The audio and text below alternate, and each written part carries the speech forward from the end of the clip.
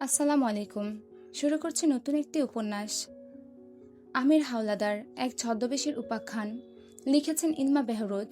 পর্ব সংখ্যা ৩। মিরাজের কপাল বরাবর একটা ছিদ্র হয়ে গেল। কোনো শব্দ করার সুযোগ পেল না। জড় পদার্থের মতো মেঝেতে লুটিয়ে পড়ল। হাতের বন্দুকটা মেঝেতে ঘষা খেয়ে ছিটকে গেল দূরে। সালাউদ্দিন পাথরের মতো স্থবির হয়ে গেলেন। তার ধবধবে সাদা পাঞ্জাবিতে মিরাজের রক্তের কয়েকটা ছিটে এসে লেগেছে। তিনি চোখ বড় বড় করে একবার মেঝেতে লুটিয়ে পড়া লাশের দিকে, আরেকবার শান্ত ভঙ্গিতে পিস্তল নামিয়ে রাখা আমিরের দিকে তাকাচ্ছেন। দুটো দৃশ্যের কোনোটাই তার মাথায় ঠিকমতো গ্রহণ করতে পারছে না। আমির পকেট থেকে সিল্কের রুমাল বের করে ধীরে সুস্থে পিস্তলের নলটা মুছল। তারপর সোফায় হেলান দিয়ে বসে বলল, চমকে গেলেন মন্ত্রী সাহেব? শালার জন্য মায়া হচ্ছে নাকি পিএসের জন্য? সালাউদ্দিন এবার উঠে দাঁড়িয়ে চিৎকার করে উঠলেন, কত বড় দুঃসাহস তোমার! তুমি আমার সামনে আমার বাসায় কাকে খুন করেছ? ও আমার শ্যালক। ও এই সরকারের। ও একটা ইঁদুর ছিল, যে ইঁদুর আপনার গোডাউনের তলা ফুটো করে সব ধান অন্যকে পাচার করছিল, আপনার ফাঁসির দড়ি বুনছিল। সালাউদ্দিন থমকে গেলেন। রাগের ধাউ ধাউ আগুনটা নিভে গিয়ে জায়গা করে নিল তীব্র সংশয়। আমির কাউকে ডাকলো। সঙ্গে সঙ্গে দরজার বাইরে থেকে 15 বছরের এক কিশোর ঘরে প্রবেশ করল। পরনে ঢিলে ঢালা শার্ট, চোখে মোটা ফ্রেমের চশমা, হাতে একটা জীর্ণ চামড়ার ব্যাগ। বয়স কম হলেও তার চোখ দুটো বয়সের তুলনায় অনেক পরিণত। নবাব ব্যাগ থেকে কিছু কাগজ আর একটা অডিও ক্যাসেট বের করে সালাউদ্দিনের সামনে টেবিলের উপর রাখল। নিচু কণ্ঠে বলল, গত 3 মাস ধরে মিরাজ সাহেব আপনার বিপক্ষ দলের নেতার সাথে প্রতি বুধবার রাতে গোপনে দেখা করেছেন। এই যে দেখুন, আপনার ব্যক্তিগত লকারের ডুপ্লিকেট চাবি বানানোর রসিদ। আর এই ক্যাসেটটা একবার শুনুন। আমির ইশারায় পাশের ক্যাসেট প্লেয়ারটা দেখালো। সালাউদ্দিন দ্বিধাগ্রস্ত হাতে প্লে বোতাম টিপলেন। ফিতার ঘর ঘর শব্দের পর মিরাজের কণ্ঠ শোনা গেল, চিন্তা করবেন না, দুলা ভাইয়ের সব গোপন নথিপত্র আমি সময় মতো পৌঁছে দেব। ওনার পতন এখন সময়ের ব্যাপার মাত্র। সবগুলো নথি দেখে সালাউদ্দিনের মুখটা ফ্যাকাশে হয়ে গেল। তিনি যেন নিজের চোখের সামনে নিজের রাজনৈতিক মৃত্যু দেখতে পেলেন। দেশের এই উত্তাল সময়ে এই ধরনের নথি ফাঁস হওয়ার অর্থ কেবল একটাই, নিশ্চিত পতন। বহু বছরের পরিশ্রমে ঘরা রাজত্ব একটা কাপুরুষের বিশ্বাসঘাতকতায় তাসের ঘরের মতো ভেঙে পড়তে পারত। সালাউদ্দিন ধপ করে সোফায় বসে পড়লেন। আমির শির দ্বারা টান টান করে উঠে দাঁড়িয়ে বলল, দুঃসাহস দেখানোর জন্য ক্ষমা প্রার্থী মন্ত্রী সাহেব। মিরাজকে তো আপনি নিজেই খুন করতেন, যদি এই প্রমাণগুলো আগে দেখতেন। আমি শুধু নিজেকে বাঁচাতে গিয়ে আপনার কাজটা একটু এগিয়ে দিলাম। এখন আপনার কাজ এই আবর্জনা পরিষ্কার করা, আর আমার পাওনা টাকাটা কাল বিকেলের মধ্যে পৌঁছে দেয়া। আজ আসি। আসসালামু আলাইকুম। আমির আর নবাব ঘর থেকে বেরিয়ে গেল। সালাউদ্দিন প্রায় 5 মিনিট পাথরের মূর্তির মতো স্থির হয়ে বসে রইলেন। তার ভেতরে কোনো সুখ নেই। বেঈমানদের জন্য সুখ জন্মায় না, বরং ধীরে ধীরে তার ধমনীতে প্রভাবিত হতে শুরু করলো অপমানের স্রোত। মিরাজ বিশ্বাসঘাতক ছিল সত্য, মিরাজ তাকে ধ্বংস করতে চেয়েছিল সেটাও সত্য। কিন্তু আমিরের মতো একজন পেশাদার অপরাধী, একটা নিকৃষ্ট সন্ত্রাসী তার ড্রয়িং রুমে ঢুকে তার আত্মীয়কে গুলি করবে, আর যাওয়ার বেলায় স্বয়ং মন্ত্রীকে হুকুম দিয়ে যাবে কাল বিকেলের মধ্যে টাকা পৌঁছে দিতে। ওই উদ্যত্ত সালাউদ্দিন তারিকের অহংবোধে বিষাক্ত তীরের মতো বিঁধতে লাগল। তিনি রাগে ক্ষোভে টেবিলের উপর রাখা দামি ক্রিস্টালের অ্যাসপ্রেটা তুলে সজোরে দেয়ালে ছুঁড়ে মারলেন। ঝনঝন শব্দে কাঁচ ভেঙে ছড়িয়ে পড়ল মেঝেতে। ওই বান্দির বাচ্চা কি নিজেকে খোদা ভাবতে শুরু করেছে? ওর অহংকার আর ওর ব্যবসার ভিত্তি প্রস্তর উপড়ে ফেলা দরকার। আমিরকে আঘাত করতে হলে তার প্রতিপক্ষর হাত ধরতে হবে। সালাউদ্দিন টেলিফোনের ডায়াল ঘোরালেন। ওপাশে এমপি বজলুল হক ফোন ধরতেই তিনি কোনো ভূমিকা ছাড়াই সরাসরি কাজের কথাই এলেন। বজলুলের প্রশাসনিক যোগাযোগ আর সীমান্তের উপর নিয়ন্ত্রণ আমিরের ব্যবসার জন্য মারাত্মক হুমকি হতে পারে। সেই হিসেবেই তাকে এই ষড়যন্ত্রের অংশীদার হবার প্রস্তাব দেন। তারপর মন্ত্রীর নির্দেশে রাতেই এক গোপন দূতের মাধ্যমে যোগাযোগ করা হলো আমিরের চিরপ্রতিদ্বন্দ্বীর সাথে, আন্তর্জাতিক অস্ত্র সিন্ডিকেটের সাথে যুক্ত, আধারের ভেতরের অদৃশ্য সাম্রাজ্য গড়ে তোলা মাফিয়া ডন কালা জাহাঙ্গীর। সালাউদ্দিন সিদ্ধান্ত নিলেন এখন থেকে আমিরের বদলে কালা জাহাঙ্গীরের কাছ থেকে অস্ত্র নেবেন। এতে দুটি কাজ একসাথে হবে। প্রথমত, আমিরের 4 চালানের বকেয়া টাকা সে আর কোনোদিন পাবে না। দ্বিতীয়ত, কালা জাহাঙ্গীরের শক্তি বৃদ্ধি করে আমিরকে চিরতরে মাঠ থেকে সরিয়ে দেওয়া যাবে। ঘরের কোণে মিরাজের লাশ তখনও পড়ে আছে। সালাউদ্দিন একবারও সেদিকে তাকালেন না। মৃতের জন্য সময় নষ্ট করার বিলাসিতা তার নেই। দাবার বোর্ডে এবার রাজা বদলানোর সময় এসেছে, সেটা নিয়ে ভাবতে হবে। নবাব বাইরে এসে চশমাটা আঙ্গুল দিয়ে ঠিক করে নিয়ে জিজ্ঞেস করল, টাইটান, মন্ত্রী কি 4 চালানের বকেয়া টাকাটা ফেরত দেবে? লোকটার মুখ চোখ কিন্তু ভালো ঠেকছিল না। আমির তখন গাড়ির পেছনের সিটে গা এলিয়ে দিচ্ছিল। সে আলস্য ভরা চোখে নবাবের দিকে তাকিয়ে পাল্টা প্রশ্ন ছুড়ল, তোর কি মনে হয়? নবাব তার বিশ্লেষণ শুরু করল, না, টাকা উনি দেবেন না। সালাউদ্দিন তারেক অনেক পুরনো খেলোয়াড় হতে পারেন, কিন্তু তার অহংকার হিমালয়ের চেয়েও বড়। নিজের বাসায় নিজের চোখের সামনে শ্যালককে খুন হতে দেখা গলার নলি কাটার চেয়েও বড় অপমান। টাকা দেওয়ার বদলে উনি এখন অন্য চাল চালবেন। আমির হাসল, ছেলেটার দিকে তাকিয়ে রইল। নবাবকে একদিন এক ভয়াবহ বলাৎকারের হাত থেকে উদ্ধার করে নিজের আস্তানায় ঠাঁই দিয়েছিল।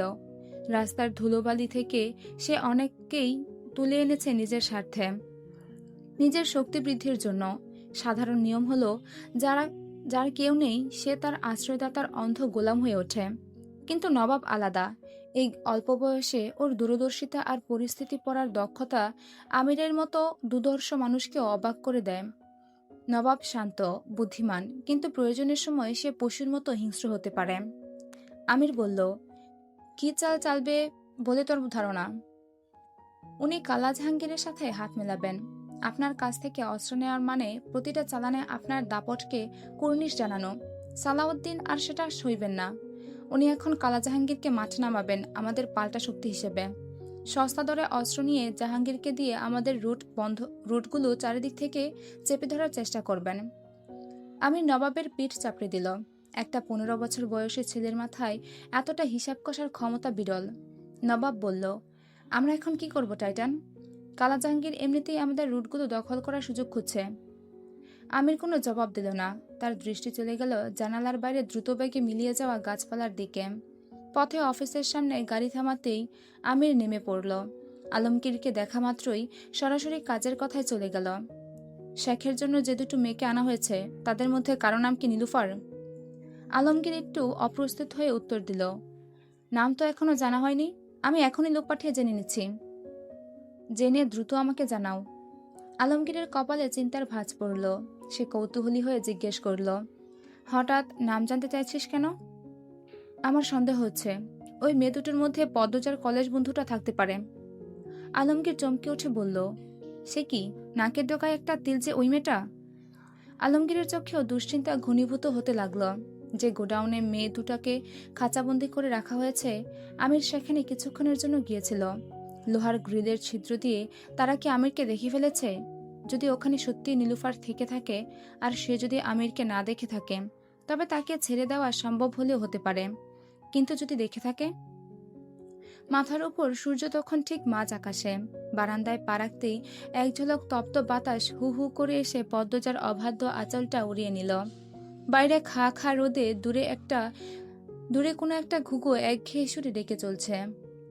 হানিখালা রেলিং ধরে সামান্য ঝুঁকে নিচের দিকে তাকালেন। কাঠফাটা রোদে গ্যারেজে রাখা আমিরের দুটো দামি গাড়ি আয়নার মতো চকচক করছে। রোদ ঠিকরে চোখে ধাঁধা লাগিয়ে দিচ্ছে। সেই উজ্জ্বলতার দিকে তাকিয়ে তিনি হুট করে গম্ভীর হয়ে গেলেন। বললেন, হ্যাঁ রে পদ্মজা, জামাই তোকে ভালোবাসে তো? ঠিকঠাক যত্ন করে?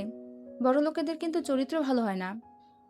পদ্মজা শাড়ির আঁচলটা টেনে মাথায় তুলে জবাব দিল, জি খালামণি, বাসে। হানি পদ্মজার কাছে এগিয়ে এসে গলার স্বর নামিয়ে অভিজ্ঞ মানুষের মতো বললেন, শোন মা, প্রথম কয়েক বছর সবাই মাথায় তুলে রাখে, রূপ যতই থাকুক, জামাই যতই চোখে হারাক, পুরুষ মানুষের মন কিন্তু বেশি দিন এক জায়গায় থিতু হয় না। এদের মন হলো চৈত্র মাসের বাতাসের মতো, অন্য কোনো ফুলের সুবাস পেলেই হঠাৎ দিক পাল্টে ফেলে।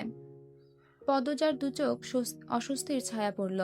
হানি বলতে থাকলেন, তাবিজ টাবিজ আছে তো ঘরে? শকুনিরা সবসময় সুযোগের অপেক্ষায় থাকে। ঘর সামলাতে শুধু ভালোবাসা দিয়ে কুলায় না। আমি তোকে দুটো তাবিজ এনে দেব, বিছানার নিচে কিংবা আলমারির কোণে লুকিয়ে রাখিস, যেন জামাইয়ের মন কোনোদিন অন্যদিকে না ঘোরে। আর কোনো বাইরের কুদৃষ্টি যেন তোর সাজানো সংসার তছনছ করতে না পারে। পদ্মজা মাথা নাড়ল, যদিও বা তার মন এসব মানতে সায় দিচ্ছিল না। ভেতরে এসে ড্রয়িং রুমের সোফায় গা এলিয়ে দিলেন হানি। পানদানিটা নিজের কাছে টেনে নিয়ে দক্ষ হাতে সুপুরি কাটতে কাটতে বললেন, আমার কথাগুলো আজ তোর কাছে তেতো মনে হতে পারে, কিন্তু দুনিয়াটা আমি তোর চেয়ে বেশি দেখেছি। পুরুষ মানুষ হলো খোলা আকাশের চিল। এরা বাড়িতে ফিরে শুধু ডানা জিরোতে, কিন্তু এদের শিকারী নজর সবসময় থাকে দূরের কোনো ক্ষেতের দিকে। পদ্মজা এবার প্রতিবাদ জানিয়ে বলল, সবাই তো আর একরকম হয় না খালামণি। আপনাদের জামাই অফিস শেষ করে এক মুহূর্তও দেরি করে না, সোজা বাড়ি চলে আসে। হানি এবার তাচ্ছিল্যের হাসি হাসলেন। পানের পিচকিরি ফেলার আগে বললেন, ওইটাই তো ওদের কৌশল রে পাগলি। যখন দেখবি হঠাৎ বেশি বেশি সোহাগ দেখাচ্ছে, তখনই বুঝবি মনের ভেতর কোনো চোর লুকিয়ে আছে। আমার পাড়ার মোতালেবকে দেখতিস যদি, দিনরাত বউয়ের জন্য শাড়ি গয়না আনতে আনতে ঘর ভরে ফেলত, অথচ তলে তলে পাশের গ্রামের এক বিধবার সাথে তার ঠিকই রসের পীড়িত চলছিল। তিনি পানের বাটা থেকে চুন নিয়ে পানে মাখতে মাখতে আবার শুরু করলেন, এখন তো রূপ আছে, শরীরে যৌবন আছে, যেদিন একটু ভাটা পড়বে সেদিন বুঝবি। পুরুষ মানুষ মৌমাছির মতো, যতক্ষণ ফুলের মধু আছে ততক্ষণই ভনভন করবে। মধু ফুরালে অন্য বাগানে উড়াল দিতে এদের এক মুহূর্ত সময় লাগে না। এ যে এত সুন্দর বাড়ি, এই বাড়িতে অন্য কেউ এসে আস্তানা গড়বে না, তার কি গ্যারান্টি? পদ্মজা একটু বিরক্ত হয়ে বলল, আপনি একটু বেশি ভাবেন খালামণি। উনি আমাকে সম্মান করেন, ভালোবাসেন। সম্মান? হানি একটু হেসে দ্বিতীয় পানটা মুখে বললেন, পুরুষ মানুষের সম্মানের দাম বাজারের পচা পটলের চেয়েও কম। ওসব হলো ওপরের প্রলেপ, তলে কি পলিটিক্স চলে তা তুই বুঝবি না। এজন্যই বলছি সাবধানে থাকিস, বেশি বিশ্বাস করিস না। সবসময় হাতে কিছু টাকা জমিয়ে রাখবি, জামাইকে না জানিয়ে। আর ওই যে তাবিজের কথা বললাম, সেটা হলো আগাম বাঁধ না দিলে বন্যায় ঘর ভেসে গেলে কান্নাকাটি করে আর লাভ হবে না। পদ্মজা বিরক্তিতে কপাল কুঁচকে ফেলল। হানি খালার মেয়ের শ্বশুরবাড়ি এদিকে। মেয়ের বাসায় এলেই এই বাড়িতে কিছুক্ষণের জন্য ওঠেন। উঠেই শুরু হয় যত কথার ঢল, পুরুষ মানুষ নিয়ে নানা রকম হিসাব নিকাশ। তুই সেরি সহজ সরল ঘরের কোণে পড়ে থাকিস, তোর জামাইয়ের যে এত বড় অফিস, সেখানে তো আর শুধু পুরুষরা কাজ করে না। এখন তো দিনকাল পাল্টাচ্ছে, কত ঢঙ্গি মেয়ে অফিস আদালত করে। প্যান্ট শার্ট পরা ম্যাম সাহেব সেজে চোখের সামনে দিয়ে যখন তারা ঘুরঘুর করবে, তখন কি আর ঘরে থাকা বইয়ের কথা মনে থাকে? চোখে চোখ পড়লে শয়তান মনে কুমন্ত্রণা দিতে কতক্ষণ। উনি অন্যরকম। সেরি, অন্ধবিশ্বাস করবি না, বুদ্ধি খাটাবি। জামাই অফিস থেকে ফিরলে শার্টের কলার একটু শুকে দেখবি, অন্য কোনো সুগন্ধি পাওয়া যায় কিনা। রুমালটা দেখবি, জানালার ধারে দাঁড়িয়ে নজর রাখবি। জামাই যখন গেট দিয়ে ঢোকে পাড়ার কোনো মেয়ের দিকে একটু বেশি হেসে তাকায় কিনা। হাসি থেকেই তো কাশির শুরু রে মা। মানুষের মন হলো মাটির হাড়ি, টোকা লাগলেই ফেটে যায়। পদ্মজার কপালে চিন্তার রেখা দেখে হানিখালা তৃপ্তির হাসি হাসলেন, বললেন, ভয় দেখাচ্ছি না রে পদ্ম, বুদ্ধি দিচ্ছি। আগাম সাবধান থাকা ভালো। আর শুধু নজরদারি করলেই হবে না। পুরুষ মানুষকে হাতের মুঠোয় রাখার আসল জাদু হলো সোহাগ। তার শরীর আর মন দুটোই তোর দখলে রাখতে হবে। দেখিস যেন সে কোনোদিন অতৃপ্ত মনে ঘর থেকে না বেরোয়। পদ্মজা এবার লজ্জায় লাল হয়ে মাথা নিচু করে রইল। হানি শাসনের সুরে বললেন, লজ্জা পেলে চলবে না রে পাগল। তোর মা নাই, খালা হয়ে আমাকেই তো তোকে বোঝাতে হবে। দিনের বেলা জামাই অফিসের বস হতে পারে, কিন্তু রাতে যেন শুধু তোর গোলাম হয়ে থাকে, এমন আদর দিয়ে ভরিয়ে রাখবি। মনা ঘর থেকে উকি দিচ্ছে দেখে পদ্মজা মিনমিন করে বলল, বাদ দেন না খালামণি। বাদ দিব কেন? আমি কি ভুল কিছু বলছি? বেশি বেশি আদর দিবি, আদরের চোটে এমন পাগল করে রাখবি যেন অন্য কোনো নারীর তার সামনে এসে দাঁড়ালেও সে তোকে ছাড়া আর কিছু চোখে না দেখে। পুরুষকে ভোলাতে হয় রূপ আর সোহাগ দিয়ে। রূপ তোর আছে, তাতে কোনো সন্দেহ নাই। সোহাগটা লাগবে। ওই যে বললাম তাবিজের কথা, ওইটা হলো বাইরের ঢাল, আর তোর আদর হলো ভেতরের শেকল। এই দুটো ঠিক থাকলে কোনো শকুনি নজর তোর সংসারে ছিদ্র করতে পারবে না। পদ্মজা আড়ষ্ট হয়ে বসে রইল। আরো কতক্ষণ সন্দেহ আর আদর সোহাগের ফিলিস্তি দিয়ে দুপুরের খাবার খেয়ে অবশেষে বেরিয়ে গেলেন হানি। পদ্মজা সদর দরজাটা আটকে দিয়ে দীর্ঘশ্বাস ফেলল, বাঁচা গেল। তারপর গোসলখানায় ঢুকে নিচু কাঠের পিঁড়িটায় বসল। শরীরে প্রথম মগ পানিটা ঢালতেই সর্বাঙ্গ শীতল শিহরণ বয়ে গেল। তার মেঘের আস্তরণের মতো ঘন কুমোর সমান কৃষ্ণবর্ণের চুল, একা হাতে এই বিপুল কেশরাশির যত্ন নেওয়া দুঃসাধ্য লড়াইয়ের মতো। কেউ একটু সাহায্য করলে শরীর ও মন দুই জোড়ায়। মোনাকে অনেকক্ষণ আগে বলে রেখেছে আসার জন্য, কিন্তু ফাঁকিবাজ মেয়েটা এখনো দেখা নেই। নিশ্চয়ই বসার ঘরে টিভির নেশায় মজেছে। বিরক্তি নিয়ে পদ্মজা গলা উঁচিয়ে ডাকল, মোনা, মোনা, কোথায় তুই? খানিক বাদেই দরজার ওপাশে ভারী পায়ের শব্দ শোনা গেল। পদ্মজা ভাবল আপদটা এলো বুঝি। কড়া কিছু কথা শোনানোর জন্য মুখটা ফেরাতেই তার কথা আটকে গেল গলার কাছে। এ তো মোনা নয়, আমির। আমির খালি গায়ে, কাঁধে একটা ধবধবে সাদা তোয়ালে ঝুলানো। সে দরজার চৌকাছে থমকে দাঁড়িয়ে আছে। দেয়ালের সাথে শরীরটা সঁপে দিয়ে বিমোহিত নয়নে তাকিয়ে আছে তার প্রেয়সীর দিকে। কয়েক বছরেও এই দৃশ্যটা আমিরের কাছে একটু পুরনো হয়নি, বরং প্রতিবারই নতুন নেশার মতো হানা দেয়। পদ্মজার দুধে আলতা শরীরে পানির কণাগুলো মুক্তোর দানার মতো চিকচিক করছে।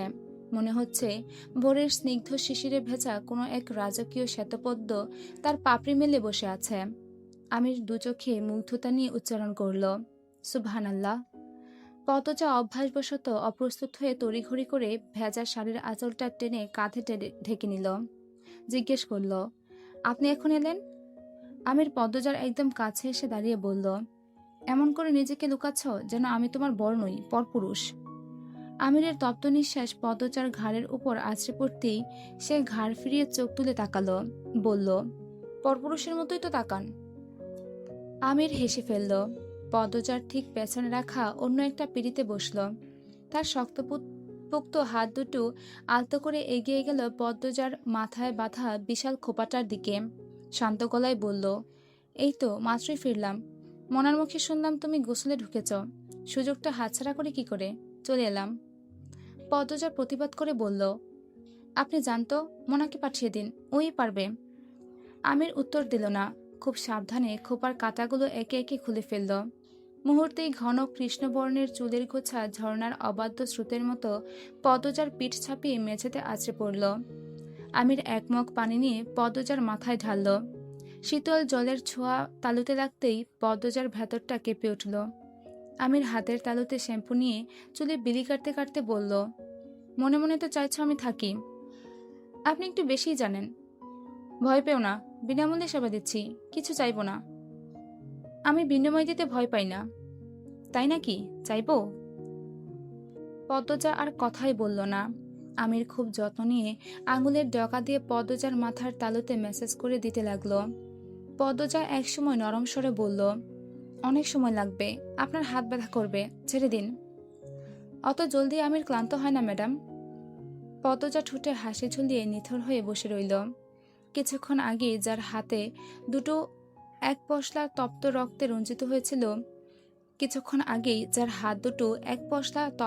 রঞ্জিত হয়েছিল সেই হাতগুলি এখন পৃথিবীর সবচেয়ে কোমল মমতায় প্রিয়তমার চুলে বিলি কাটছে। কি অদ্ভুত এই বৈপরীত্য!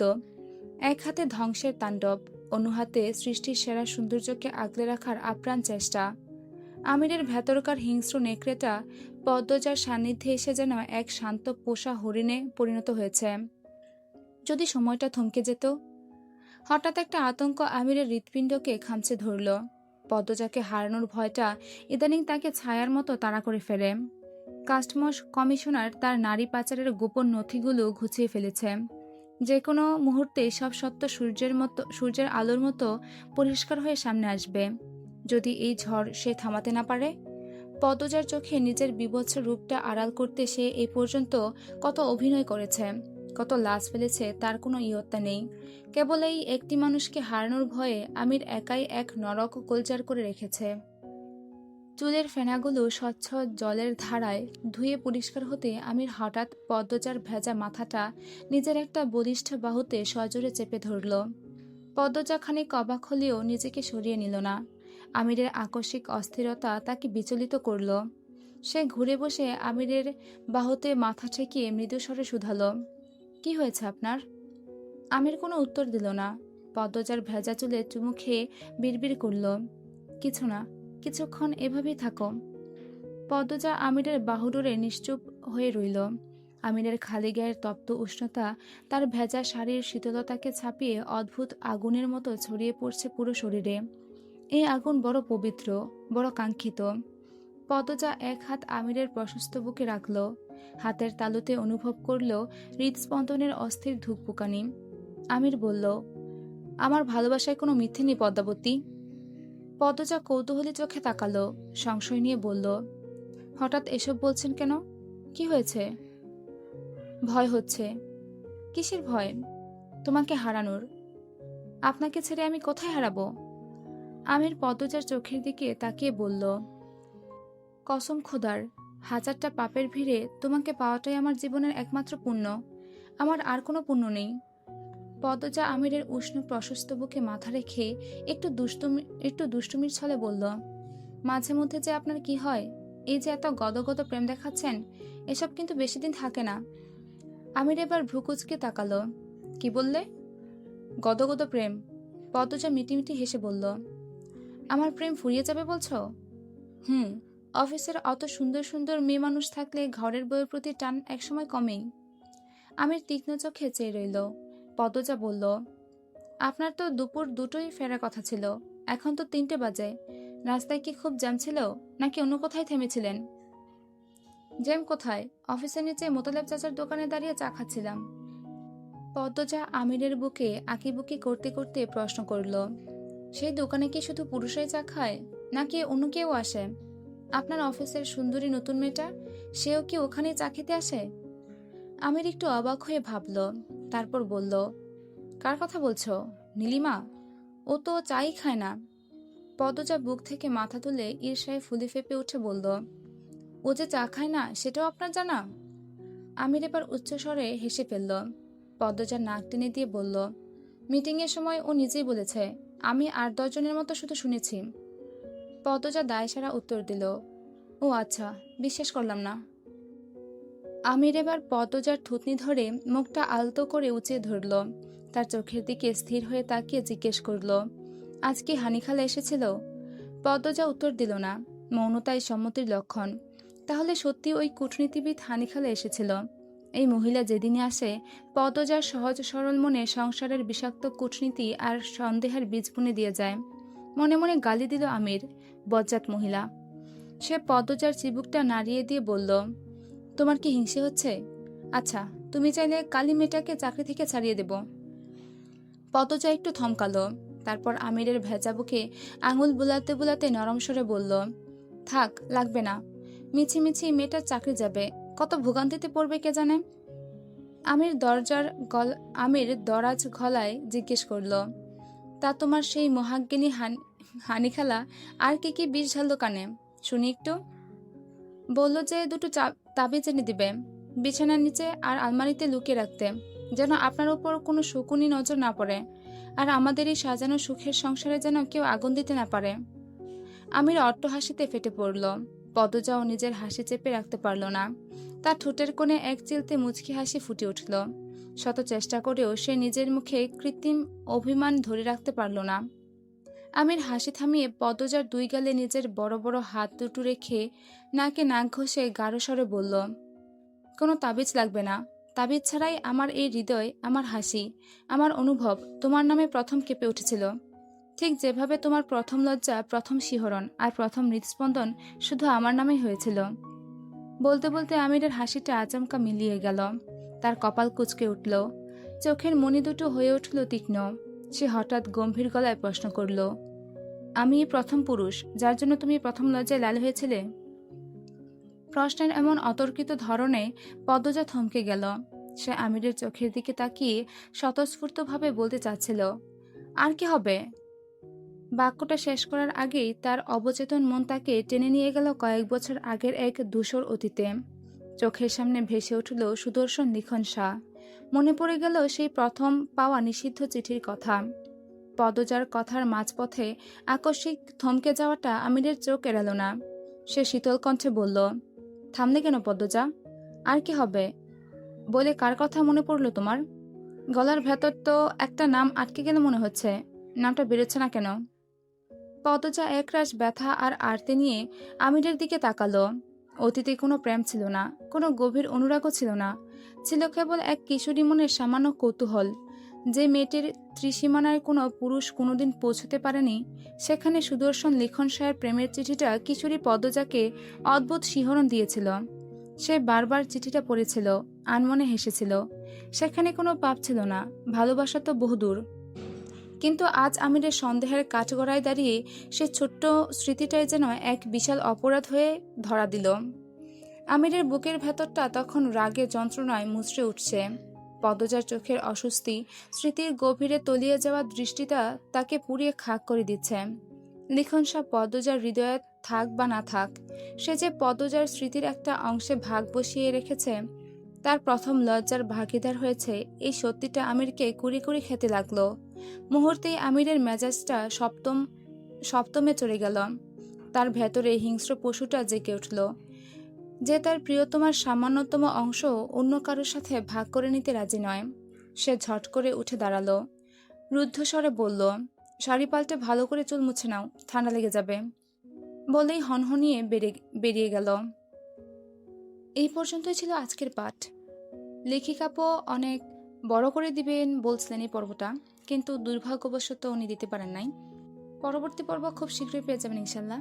ততক্ষণ পর্যন্ত সুস্থ থাকবেন, ভালো থাকবেন। আল্লাহ হাফেজ।